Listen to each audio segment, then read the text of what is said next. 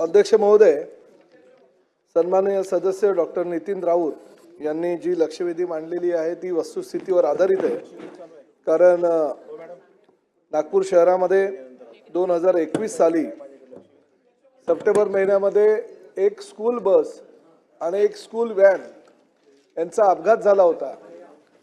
हा अपघात झाल्याची कारण वेगवेगळी जरी पोलिसांच्या डायरीमध्ये नोंद असेल तरी सुद्धा हा अपघात ज्या ब्रिजवर झाला त्या ब्रिजवर काम चालू होतं अध्यक्ष महोदय, आणि काम चालू असताना त्यातील फक्त एकच लेन चालू होती। त्यामुळे एका बाजूने स्कूल व्हॅन आली आणि दुसऱ्या बाजूने स्कूल बस आली। ही स्कूल बस आणि स्कूल व्हॅनच्या टक्करीमध्ये एक ड्रायव्हर जागेवरच मृत्युमुखी पडला आणि एक 13 वर्षाची विद्यार्थिनी ती फार गंभीर जखमी झाली होती, परंतु इस्पितळात गेल्यानंतर ती मृत्युमुखी पावली। ही वस्तुस्थिती आहे। आजपर्यंत ह्या नागपूर पूर्व, नागपूर शहर, नागपूर ग्रामीण ह्या तिन्ही ठिकाणच्या आरटीओनी जवळजवळ आमच्याकडे ज्या फिटनेस प्रमाणपत्राची मागणी केली त्यांना फिटनेस प्रमाणपत्र दिले, परंतु नियमित वाहनांची तपासणी जी केली त्यामध्ये अवैधरित्या विद्यार्थी वाहतूक करणाऱ्या एकूण 248 वाहनांवर मोटर वाहन कायद्यानुसार आम्ही कारवाई केलेली आहे आणि त्यातून जवळजवळ 83 लाख रुपयाचा दंड सुद्धा घेतलेला आहे।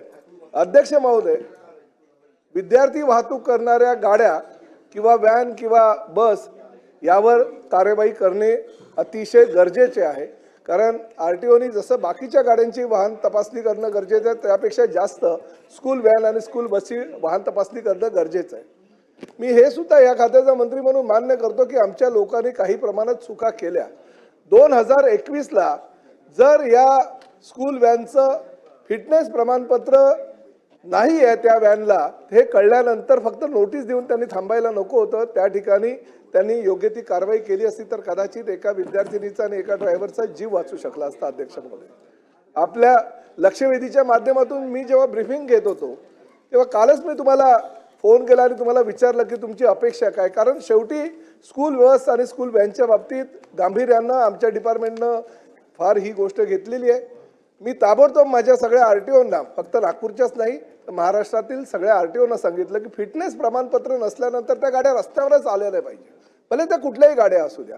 आणि त्या फिटनेस चाचणीला ते अपात्र ठरल्यानंतर त्या गाड्या रस्त्यावर येतात म्हणजे आरटीओचं काय तुम्हाला थोडीशी तरी धाक हवाय की शासन कुठल्याही प्रकारे आपल्यावर कारवाई करेल, आपण ह्या गाड्या रस्त्यावर आणता कामा नये। म्हणून आम्ही असा निर्णय घेतलेला आहे की जेवढ्या काही फिटनेस प्रमाणपत्र नसलेल्या गाड्या असतील त्यांना जामर लावायचं आणि नवीन आता AI टेक्नॉलॉजी निघाली आहे, त्या टेक्नॉलॉजीचा आधार घेऊन आपण त्या गाड्यांच्या माध्यमातून त्या गाड्या कशा रस्त्यावर येणार नाही याची दक्षता घ्यायची आणि ताबडतोब जर कोणी अशा प्रकारे कायद्याचं उल्लंघन करत असेल तर त्याच्यावर कारवाई करायची। त्यामुळे असा निर्णय या लक्षवेधीच्या माध्यमातून निश्चितपणे घेतलेला आहे, परंतु भविष्यामध्ये सुद्धा अजूनही आमच्या डिपार्टमेंटच्या माध्यमातून ज्या ज्या काही कारवाई करायची ती कारवाई निश्चितपणे आम्ही करून देऊ।